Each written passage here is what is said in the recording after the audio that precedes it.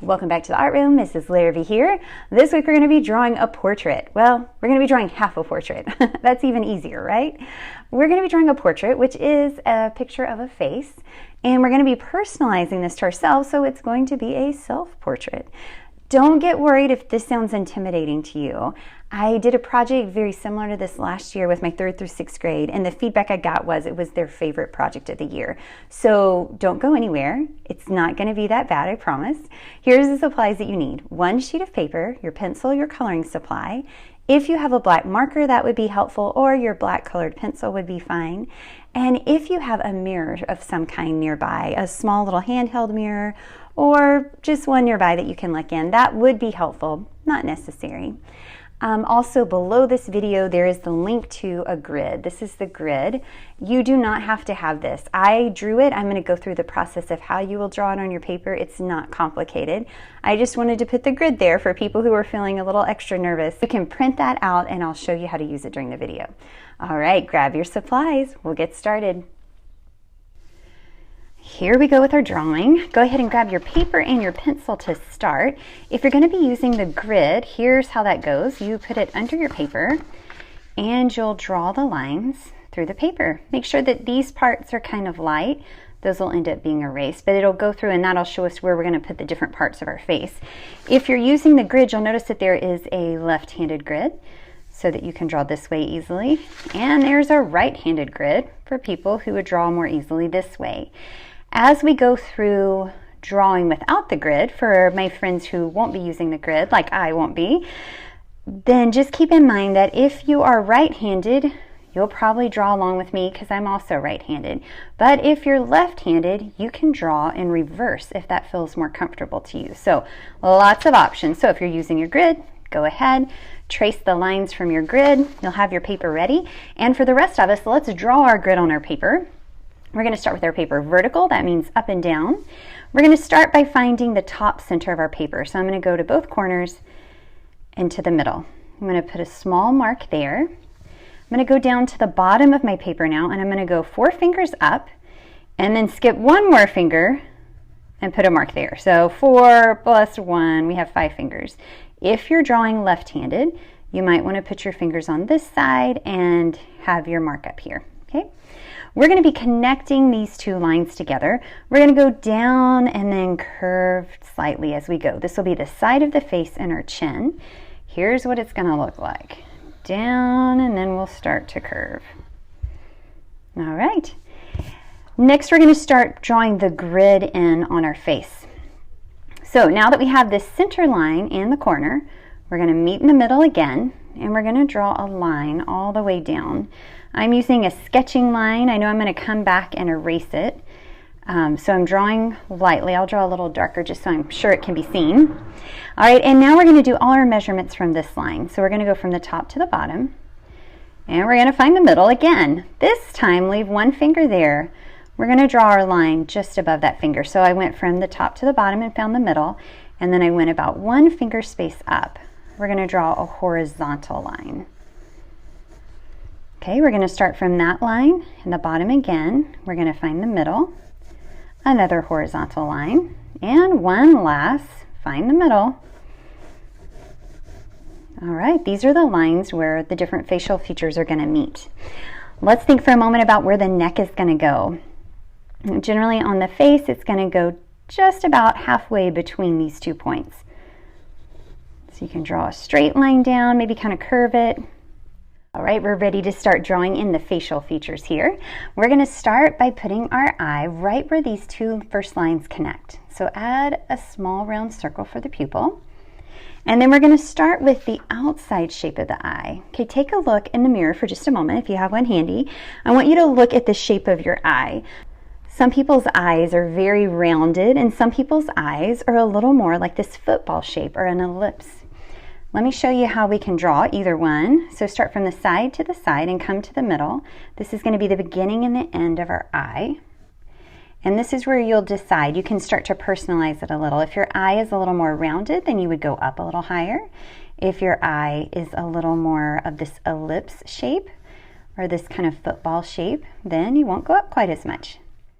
All right, and now we're going to add this colorful part of our eye, the iris. Take a look at that too. Some people have a smaller iris, a smaller colored section of their eyes, and some it's quite large. It takes up a lot of the space in their eye. So you figure out which one is yours, and maybe at this point you want to make your pupil a little larger. I think mine's a little small. Go ahead and erase these lines on the inside. Those were there just to help us get the right proportions, but now that we've got it, we can start to erase a few of these lines that we don't need. This might be kind of familiar to the dragon's eye project that we did, but this part's going to be a little different. We're going to add the tear duct. So this is the corner of your eye closest to your nose, and it's kind of this ellipse shape again, or an oval. And let's add an eyebrow. So start at the top of your eye, the top of your paper, find that middle, and here's going to be the top of the arch of your eyebrow. Again, take a look in the mirror. Your eyebrow will start about where your tear duct is, and they usually have a curve to them. Some people's are thick and some people's are thin. These are ways that you'll start to personalize and make it look like your eyebrows.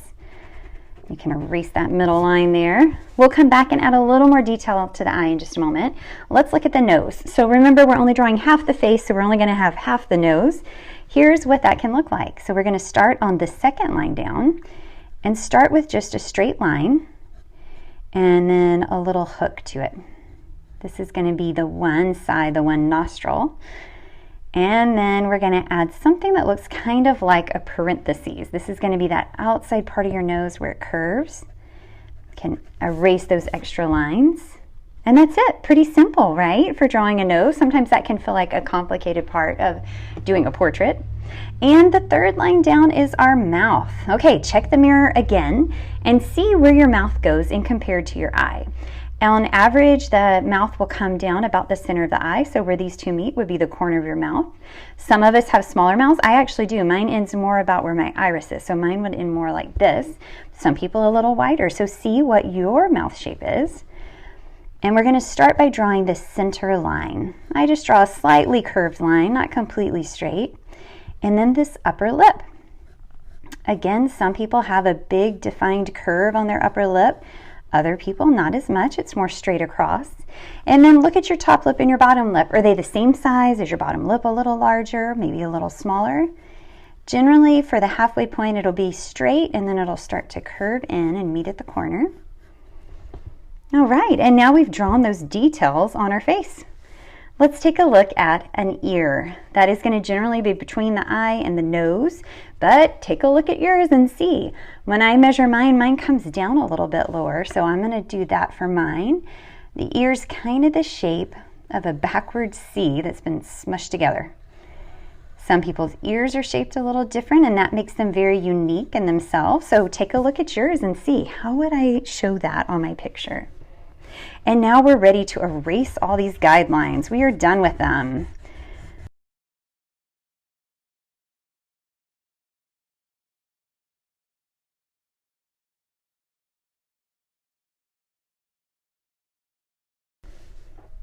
All right, I hope you guys are feeling accomplished. You did it, nice job. All right, one last thing to personalize this before we start to marker it in. Think about your hair. Mine kind of just goes straight down. Maybe you have bangs, maybe you have glasses. If you do, take a look in the mirror. Do the glasses go all the way up to your eyebrow? Do they come down about halfway? Go ahead and add your glasses in, add your hair into the side. Maybe give yourself a cute t-shirt down here. And we're ready to take our marker, or if you have a black colored pencil, and just go over all of your lines.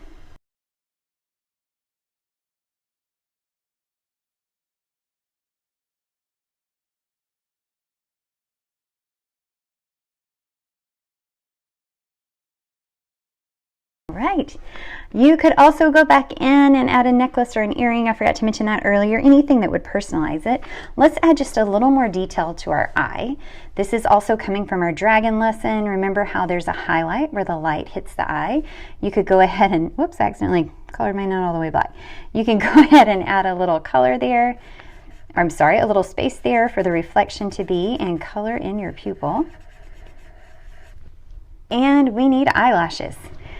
Take a look in the mirror once again. Do you have curvy eyelashes, or are your eyelashes smaller and shorter? You don't have to get all of them in, but maybe just add a few. And there we have it. All right, so we have everything drawn and markered in. We have most of our details added. We're going to add just a little bit of color this week. If you'd like to color it all in, you're more than welcome to, but you do want to color in your eye. And just think back to some of the projects we've done. You can overlap your colors. It doesn't have to be one color. Look in the mirror, look at your eyes. I think eyes are so amazing. The way that the colors and the lines go together. You can layer colors. I layered a couple of different colors here for my eye, and then maybe you have these little starbursts coming in or these little pools of color in your eye as well. And maybe put your favorite color on your shirt. You're telling us a little bit about yourself in our self-portrait when you do that. And the only other thing that I'm going to ask you to color, again, if you want to color more, you can, besides the eye and your shirt, would be your background. Here's some ideas of what to put in your background. Think about a place you love to go. Maybe you can't wait to get to the beach, so you would draw a scene from the beach in the background. Maybe you love going to your grandma's house and you want to draw something that reminds you of your grandma's house in the background. Or you could draw something that you like to do. Are you a snowboarder? Are you a basketball player? Are you a baseball player? Do you enjoy music or reading? You could put music notes in the back or draw your instrument or add a book to it. Or something that you're looking forward to. Is there something you plan to do this summer? Something that you plan to do with friends coming up? Something that you're looking forward to that you could add in the background. I added flowers. I planted flower seeds with my kids recently, and I can't wait this summer for them to bloom. So that was something that I was looking forward to that I added to my picture. And there we have it, our self-portrait. I would love to see it. If you have time, take a picture and email it to me. My email is posted on our website. I hope that you guys enjoy this a little bit and have some confidence in drawing your own self-portrait. I look forward to seeing you guys back here another time in the art room.